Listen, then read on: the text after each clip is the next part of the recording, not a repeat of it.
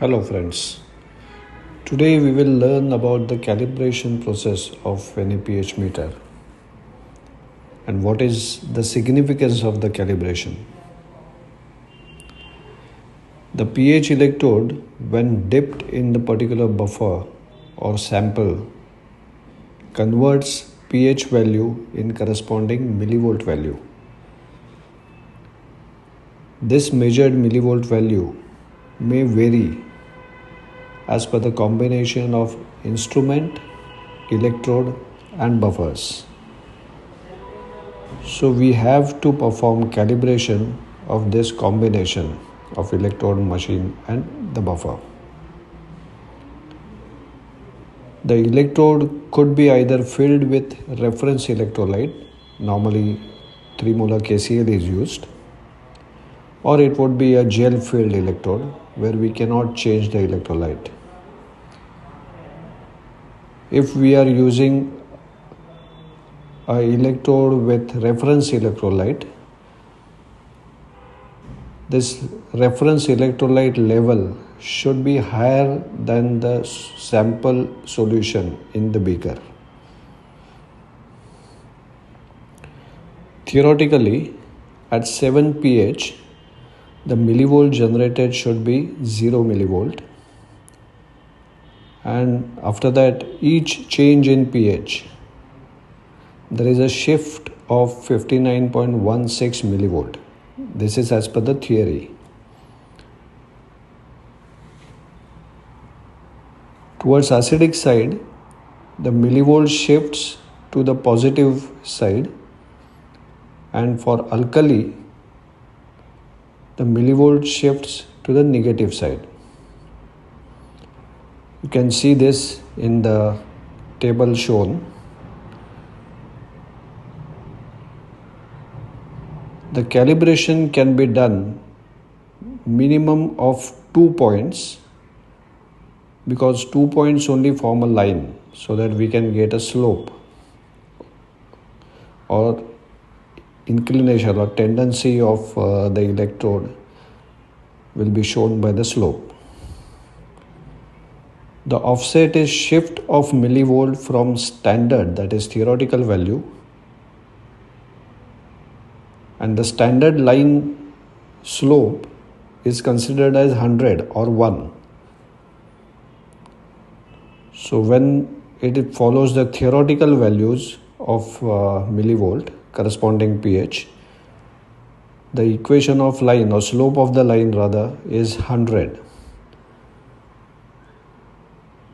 So considering this theoretical line, if actual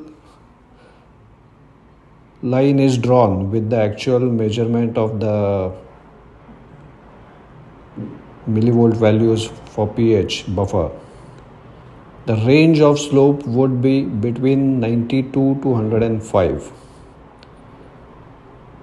or it would be 0.92 to 1.05.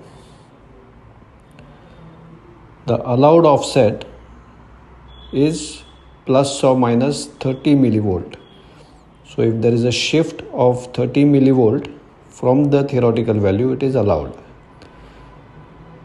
So when I am saying 59.16 millivolt is the shift of millivolt per pH, 30 millivolt corresponds to around half the pH.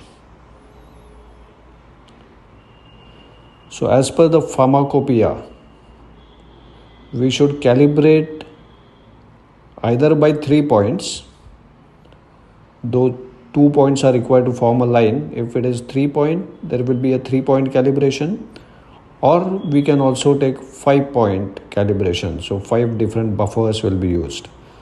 So we have to choose between various buffers. So normally for 3-point calibration, we use buffers of 4 pH, 7 pH and 9.18 or 9.2 pH. If we are using 5-point calibration, we can use buffers with 1.68 pH, 4 pH, 7 pH or 6.86 pH 9 pH and 12.45 pH. So these 5 buffer values will be selected and the calibration is done. If we are doing 3-point calibration, we have to first dip this into 4 pH buffer. It will measure the value. 4 pH generally correspond, it is the difference of 3 pH from 7. So it is around 180, 60 into 3, that is 180 millivolt. So it is exactly 177.48 millivolt. So if we dip into 4 pH buffer, it should read around 177.48. The actual reading will be taken, and the pH which is displayed in the second position is the pH corresponding to the millivolt read, actual millivolt read. Theoretically 177.48 millivolt corresponds to 4 pH. If it is different, then it will be showing that pH.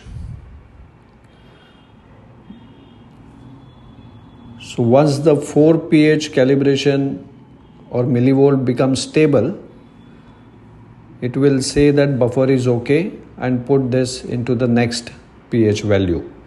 So we have to take out the electrode, clean it with distilled water, wipe it out and put it into 7 pH buffer. 7 pH normally measures around 0 millivolt, it should be, but the actual voltage will be taken, millivolt will be measured and will be plotted. Once in 7 pH the millivolt value becomes stable, it will accept that buffer and ask you to move it to third buffer, that is 9.18 buffer. 9.18 is around say 2 pH shift, that is should be around 120 millivolt, but it is alkaline side, so it should be negative. So when we dip into 9.2 or 9.18 pH, it will measure the actual value. Once that value is stable, the calibration, if it is a 3-point calibration, it will say calibration is over, and then it will show the graph. It will show the values, the buffers taken, corresponding millivolt measured, then corresponding pH if it would have been a standard slope, and then offset value and a slope of each. So for first buffer there won't be any slope because it is the first point. For second buffer it will draw a line from 4 to 7 and then it can measure the slope, which is obvious. So for the first point you cannot see the slope, but for the second point there will be a slope calculation, and subsequently for third, fourth or fifth point there will be a slope calculation, and from the standard value, theoretical value, what is the shift will be displayed in offset value. This slope and offset, if it is within the limit, it will display after the calibration is over. It will display the slope. Slope should be between 90 to 105, 92 to 105, sorry, and offset should be less than plus minus 30 millivolt. If these criteria are satisfied, your calibration is perfect. And once the calibration is done, we will move to actually monitor the unknown samples. So this is all about the calibration process. Hope you have understood, and thank you.